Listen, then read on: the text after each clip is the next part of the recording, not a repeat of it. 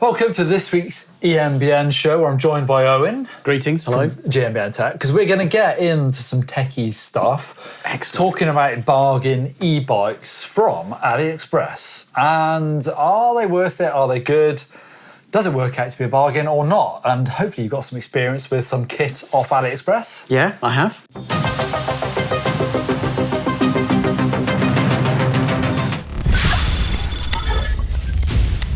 If you do a search for e-mounted bikes on AliExpress, first off, you get some pretty dubious looking bikes for around £4,000 as well, or 3,714 I should say. But like, what can we call that? It's a carbon fibre eMTB 48 volt octagonal GS5, whatever it is, fat bike looking thing.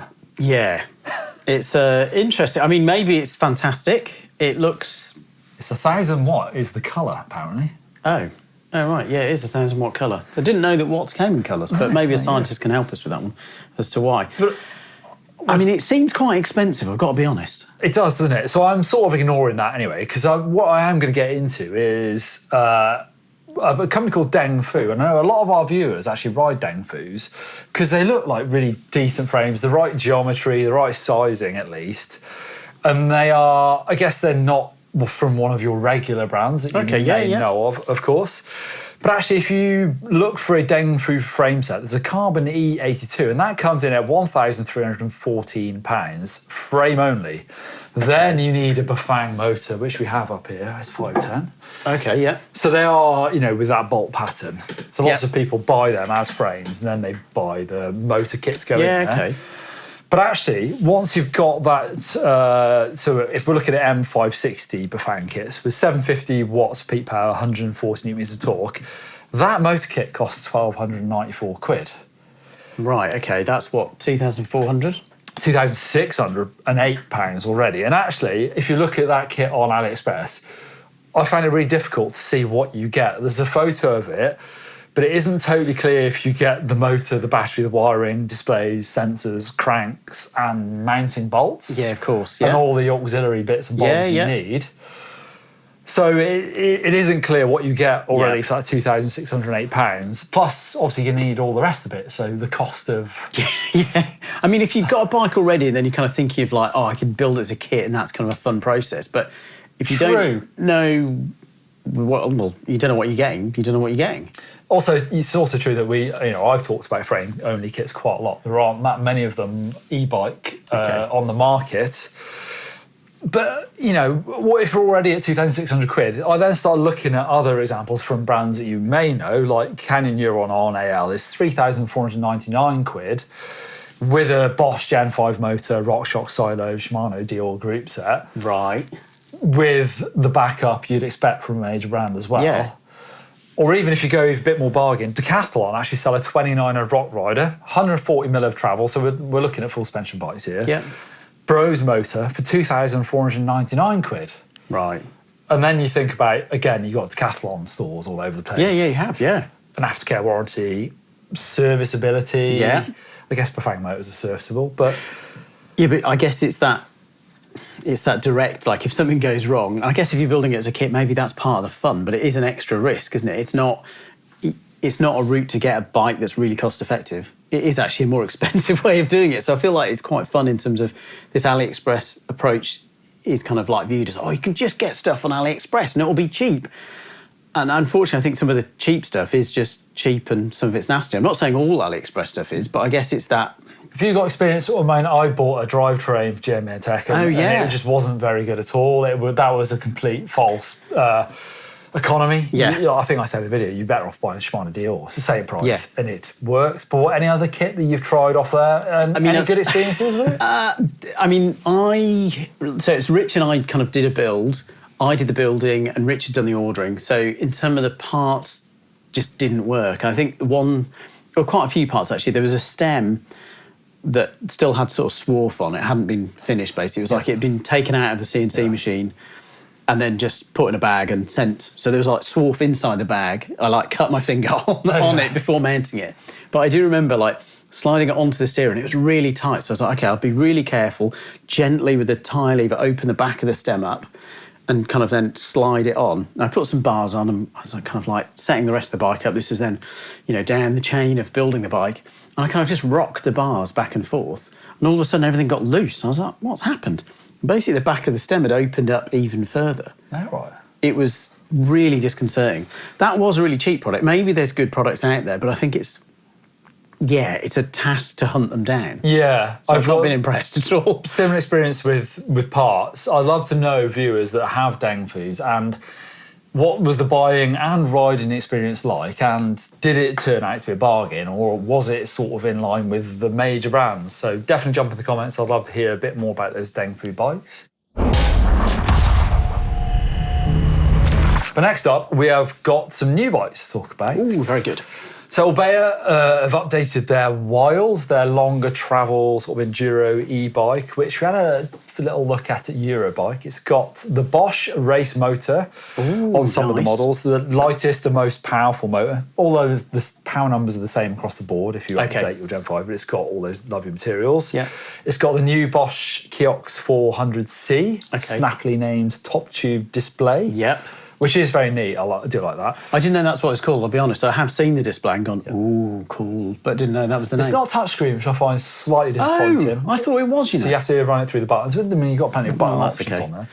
And also, as Orbea did, they use a lot of Shimano, which I think is great. They've got the new XTR and XT wireless DI2 group sets on there. They have that new free shift function. Have you tried that out yet? No, but it seems really good. Yeah. I think, so the logic is that you could be descending, be in a tall gear, and then click down. You're not having to pedal, and you'll be in the right gear for spinning out that climb. Exactly that. I do like it. Good. And another bike, Canyon Neuron on Collective. You seen this one? Yes, I have. Special edition. This looks really cool. So it's like what the Collective would, I guess it's like a downhiller's sort of like trail bike, but in e-bike form in my head. So we've got 160mm RockShox Zeb. I think that's a real smart choice. Red Zeb. Yeah, it's great. Yeah. Reminds me of old Judy DH's. Okay, colour's different, but 140 because there's a new rocker link on the back, mixed wheel size on the medium, and then it's 275 for extra small and small, 64-degree head angle. I mean, to me, it just sounds all good. It is, like I say, a gravity Neuron. I rode it last week up in North Wales to give it a spin. It's got the Gen 5 Bosch motor on there, updated, of course, and an 800 watt-hour removable battery, plus compatible with the 250 watt-hour range extender, as you'd expect. Okay, that's nice. I like that. Final bit of news. So Amflow finally enters the US market over 12 months after it's been in Europe. Okay. But good to see that all our US viewers can now buy those bikes should they wish. The pricing comes in at PL Carbon is $7,499 and the PL Carbon Pro $10,199. Right, cool places. Starting off in a warm place. That looks very toasty. Motorbike says Pure Joy. Where do you think that is, Owen? Zoom in. Ooh. South France? Well, or Australia, I would say. Really? Yeah, that clear blue sea and that kind of rocky slabs, that could be outside Sydney. Getting used to my new eMTB. It rocks. On the rocks. Very good. Where are we going next? I'm zooming back out. So this is a video. Oh, gee, you've got videos that people send in. We don't get that on EMBN Tech. Wow. Get with the times. I mean, I guess you're early adopters here on EMBN, aren't you? So this is Karen Valley car park to cycle up. How do you say that? Michael Bin? Yeah. I don't know. So. We'll say Michael Bin. That's fine. But it looks amazing. We've got the drone on the go, and it's looking like lovely bit of sunshine in Scotland. Check it out. That is amazing. Can of mid spray in hand after a week of being eaten alive and in the house, at the house, going off to explore Scotland, getting a breather. No better way to get away from the kids. Or take them with you. But we'll skip over that because Scotland is amazing, isn't it? I think that's the big take-home message there, is not running away from your responsibilities, but just enjoying Scotland. We're very lucky that it's not exactly on our doorstep. It's like a longer drive or a flight away, but it is absolutely stunning. If you've not been, you should head up. I haven't been for a while. I'm actually planning the West Highland Way at some point this year. Oh, nice. Yeah. Very cool. Next we're going to Germany, the forest above the Mosel River. This is Roy Fitz, who said stopped just in time, using the 4-pot front brake. Handy. because this isn't a trail, it's a viewpoint, and there's a 90-metre drop. Just right. Well, yeah, the lucky escape from falling into the Mosel. Lots of nice wine round the side there, isn't there? I think that's lots of vineyards on the sunny slope. So you could have, got a bottle of wine in for the view. Very nice. Right into feedback starting from the video I did last week where I did the first look at the Whyte Kado works on a raced hard rock. Oh yeah, you got those rad podium forks on, hadn't you? You did, yeah. Oh, that's a chat to have, right. Raz423, in the video I talk about e-bike racing. Raz says, well, Tracy Mosey says, it's not necessarily a spectator sport, it's a participation sport. And Raz says, what an awesome concept to be part of the action. Which I totally agree with. I'm really, really on the fence about e-bike racing and the whole, which me and Steve have talked about before. I find it doesn't grab me. I'm not bothered by it. However, if I can do like regular mountain bike racing on my e-bike, then I really enjoy it. Okay, yep. So I feel like it's almost one and the same thing. I don't feel myself like I want e-bike racing as such. You know what I mean? Just to be a category, at events. I want to ride downhill. Actually, a friend of mine asked me the weekend, talking about enduro bikes and e-bikes. I was like, if I could, I'd still ride a downhill bike all day long, but I can't. And an enduro bike was always the second best. Whereas now, for me, the e-bike is now that second best. So that's why I love riding e-bike. Well, no, it makes sense. I've had little windows into it in terms of, just the climbability. I was in the Forest of Dean and doing laps, and I realised that I was absolutely hanging because I'm really unfit. And then I was kind of like, oh yeah, actually to boost my skills, because that's the other thing I think that the eMTB that you can do is just getting good bike time. Yeah.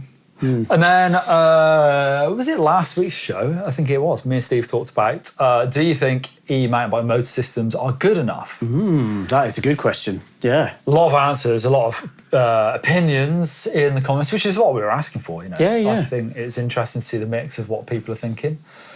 But Danny Jones says the progression of e-mountain bike motors in particular is remarkable. Motor brands are learning each year and they want reliability as much, if not more, than the customer does. Yeah, true. The future of mountain biking is exciting, which I thought was a really good perspective on it. I'm sure, obviously, not everyone agrees in the comments, but I think that's probably realistic, isn't it? It's like these motor companies don't want them to fall apart. No, they don't. They don't. Yeah, I think to me, it reminds me of the early days of mountain biking as well, where brands were trying to make stuff that would last longer. They didn't want loads of returns, but I remember chatting to Martin probably a couple of months ago about our first bikes, and they were quite rubbish. And now modern bikes are so much better, but we had to go through this phase of you've got to replace the brakes on this, you've got to do this to that. And I feel like eMTB, because it is, Steve will tell us, it's not new, it's been around a while, but it is newer that it's getting to this state. So, I think we get bundled in with the tech world where we've heard of the planned obsolescence, where they make your iPhone slow after 5 years. Yeah. Because e-mountain bikes involve tech, people, I guess, think that might be involved as well, which I don't think. I've not seen any evidence of that. Yeah, no, I haven't either. Well, there you go. Anyway, into the bike vault. We're going to take a look at our viewers' lovely shiny bikes. Starting off with a rant, actually. Oh. Unfortunate. From Rich Elton, who says, this is my Amflow PL Carbon Pro. This is my 10th upload. I've even bought another e-bike trying to get in the bike vault. Please, pretty please. Well, it's not a rant, he's asking nicely. Can I get at least one of my bikes on the show? There you go. There it is. Very good too. I don't have enough money to buy another bike. Well, no, fair play. He's got it all specced out as well. You don't have to have a new bike to get in the bike vault. Very true, there you go. It's not we're not like GMBN, we're not a snotty. Well, no, because I know that some people on the GMBN dirt shed would be grumbling about the light in that photo, but I'm not. It's great. You're out there on a bike, enjoying it. Great. But is it super nice for Rich? Do we have a bell or anything to ring? Or we forgot about that a long time ago. Oh, right, okay. I think it's super nice, Easily super nice. And I think straight into another super nice. This is John Saar on the Orbea Whyte, which I think is an already great looking bike. And then we've got a red Zeb and a red, Vivid? Yes, is it? Vivid coil with a red, and red pedals. Oh, Super Deluxe, actually, I'm wrong. Deluxe, there you go. That looks really good. I think that's really cool, isn't it? This is 2024, raw carbon. It's always a winner in my book. Enduro weapon, built up from the base model M10 carbon. Oh, wow. And then spec'd out some very nice parts. One up carbon bar, one up post. Very nice. Yeah, super like that a nice, lot. in fact. Yeah, agreed. Yeah. Then we go to Alan, and he's got new bike day. Always a good day. Exciting, isn't it? Yeah, isn't it? Very exciting. First ride out, this is a Mondraker Crafty XR, a 2025 model as well, and it looks great. Olin's, don't see that many of them knocking Oh, about. yeah, good spot. Yeah. And what do you Olin's on think about back the as water well. bottle mount? And that's I'm not the most, I don't know. I'd rather have I think it on I'd the just dash. run a Camelback, to be fair. Would you? Yeah, I would. I'd just put tools on there, and then I'd just run a Camelback. Well, there is one on the down tube. I think I'll Is look there? at the down tube one. All right, I think I'd go for that as well. But, you know, Alan, you enjoy it. It's your new bike day. Maybe he's just teething. He's just sort of going through, Yeah, maybe true. that can work, this can work, testing rather. Not judging you. Ryan Cleary is back, who was showing us the ride in Scotland, is also up that same Yeah. Michael Bin, where it's called, on the Mondraker Chaser 29. Mike's same Bin, bottle yeah. cage orientation, Yep. but amazing looking view. Yeah, incredible, isn't it? And there's just sort of like no one else there. Well, apart from the midges, which were there. Yeah, exactly. yeah. So they've got to be super nice for me. Next up, Hube Jansen on a very nice looking, what do you call that, plum.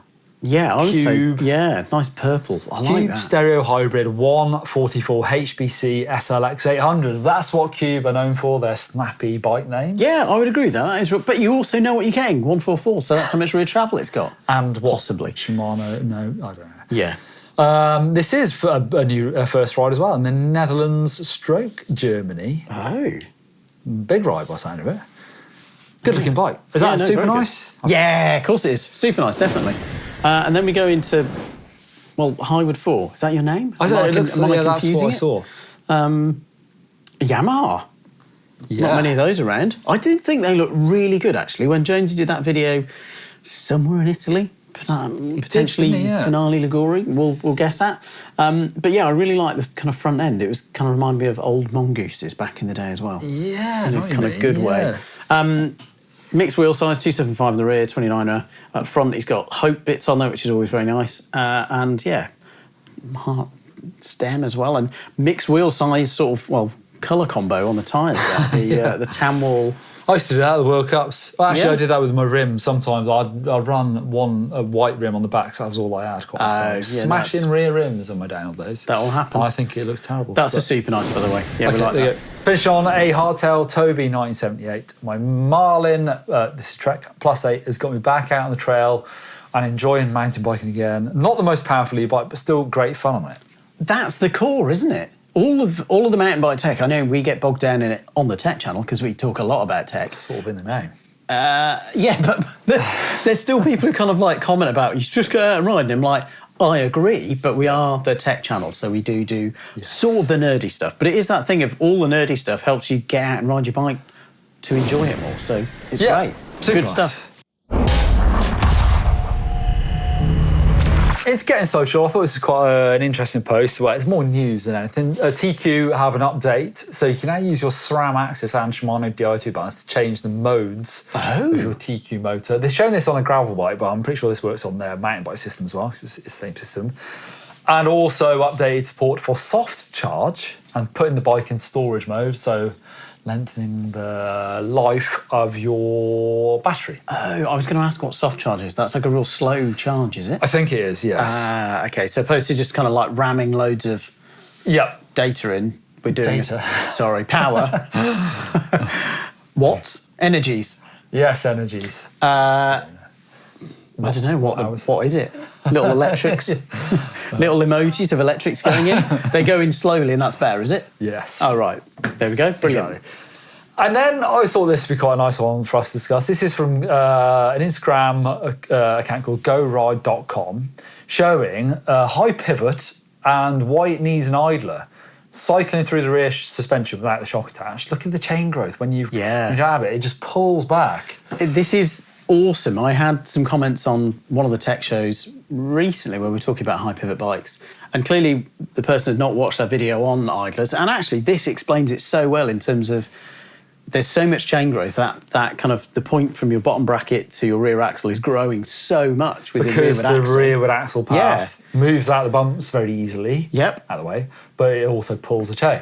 Exactly, And that yeah. pull of the chain restricts the So I put an O chain on my Whyte Kado for the race. Ooh. Not really because of that, because actually that bike doesn't have much chain growth at all. Okay, yeah. But I've heard it quietens out just that, not just the actual noise, but it quietens out like the frequency of the bumps through your feet. I'm not explaining very well. No, And because I ride flat pedals, I thought that'd be a nice touch, and it is. And actually, I got a slow-mo video of me going through the rocks, and you can see it moving a little bit. Interesting. Yeah, which makes sense because effectively the O-chain is moving the chainring around, sort of like helping to cancel out the feedback that's coming back through. Loris Verger, when he was on Trek, with a high pivot, with an idler, he was also running one. And yeah, it was the same reasons. He didn't like the feedback through his feet. See, an awful lot of them on downhill bikes, even if they have high pivot or not, they're on a lot of bikes nowadays. Fascinating. There you go. That's it for this week's show. Coming up on EMBN this week, I am taking that new Canyon Neuron out collective out to North Wales. Actually, it's shot already. Oh, wow. Bike Park and Natural Cam 1 e-bike do it all. So that's coming out this week. I'll be watching that. And then Jones is off. We talked about last week with his racer, Matthias Flukiger, the World Cup cross country. Is he a winner? He's won a few. He got a second fairly recently, I believe, in Leogang. Yeah. Because I was there. Yeah, it was impressive. So I can't wait to see that this weekend. Very exciting. That's it. Thanks for watching.